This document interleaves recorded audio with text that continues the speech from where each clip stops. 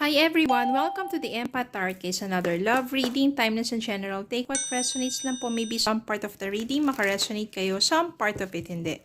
Totally makaresonate na parang kwento ninyo ito or hindi naman kaya, iba't iba kasing mga energy. Tingnan natin kung ano po ang mga lalabas, mga mensahe, mga gabay at aral sa buhay, pag-ibig, and life in general.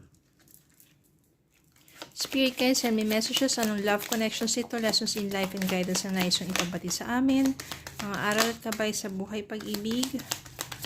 Spirit guys, send me more messages, anong love connections ito, lessons in life and guidance. Yan, ako ang dami.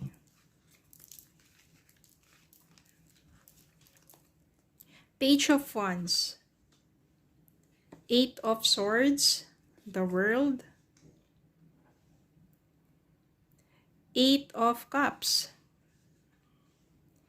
Ten of Wands, the Tower, Ten of Cups, King of Cups, King of Swords, Six of Pentacles, and Five of Cups. Natin ilalagay yan. Yan.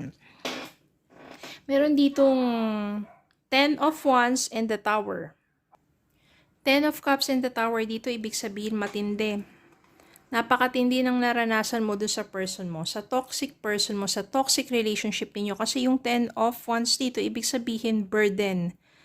Yung punong-puno na sobrang bigat na ng burden na nangyari sa'yo at tuluyan ng nawasak ang inyong pagsasama. Siguro ito yung taong manipulative, manggagamit, nananakit, hindi lang ng damdamin kundi physical abuse din. Kaya sobra na, hindi mo na kinaya pa, ikaw na mismo ang umalis sa taong yun. Ikaw na mismo yung nag-move on, iniwan mo na yung taong yun. Matindi kasi yung kapag di ba, pag yung trauma mo, nananakit na, no? Physically, tapos minamanipulate ka pa na parang ang dating niyan is wala nang iba pang magmamahal sa'yo. O, siya lang. Kaya ang nangyayari, nang una talagang pinagtsatsagaan mo lang kasi na ano yung isip mo eh. Sobrang dinadown niya yung pagkatao mo. Paulit-ulit ka lang naman niya niloloko at sinasaktan. Pero wala na, totally nawasak na. Ang maganda niyan, nagawa mong iwan siya. Nagawa mo na talagang magkaroon ng lakas ng loob ng iwanan tong taong to. Ang maganda dito, matagal bago ka naka-move on. No, kahit iniwan mo siya, kasi pabalik-balik yung trauma na naranasan mo doon eh. Palagi minsan napapanaginipan mo pa siguro, yung matindi yung anxiety, yung stress na nadulot sa'yo. Kaya parang feeling na trap ka talaga sa nakaraan. Hindi ka totally, sabihin natin, no, makawala doon sa mga nangyari, doon sa nakaraan. Kahit na sabihin natin, wala ka na at iniwan mo na siya, wala na kayo. No, pero doon sa psychological doon sa isip mo nandun pa rin, nananatili pa rin na bumabalik sa'yo yung mga nakaraan. Well, ang maganda dito, nandito si Page of Wands, ibig sabihin to good news.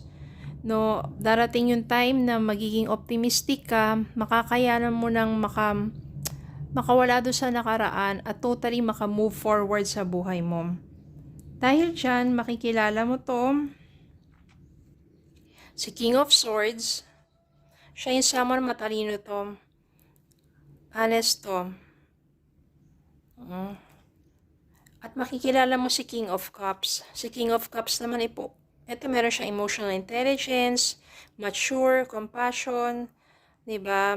Compassionate, kalmado lang, friendly, romantic, charming. Yan.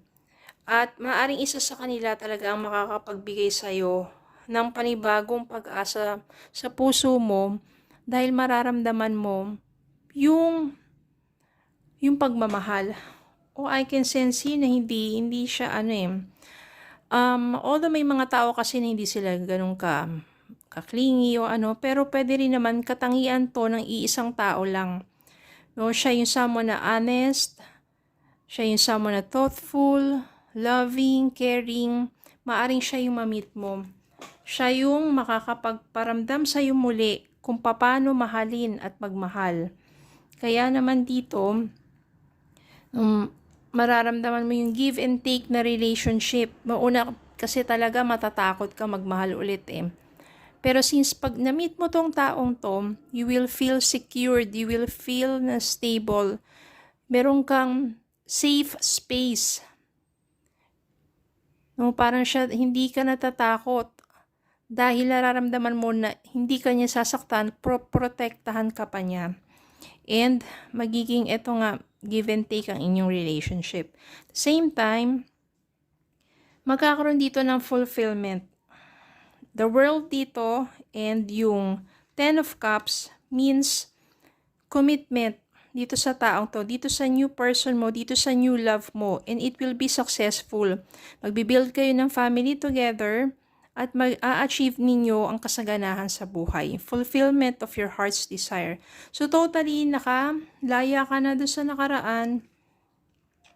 Meron ka ng bagong pag-ibig, taong mag-aalaga sa'yo. Samantalang yung person mo na to, karma ang abot niyan. Sadness, loss, grief, despair, guilt, remorse, no, mourning, heartbreak. Aabutin siya ng karma sa mga ginawa niya sa'yo.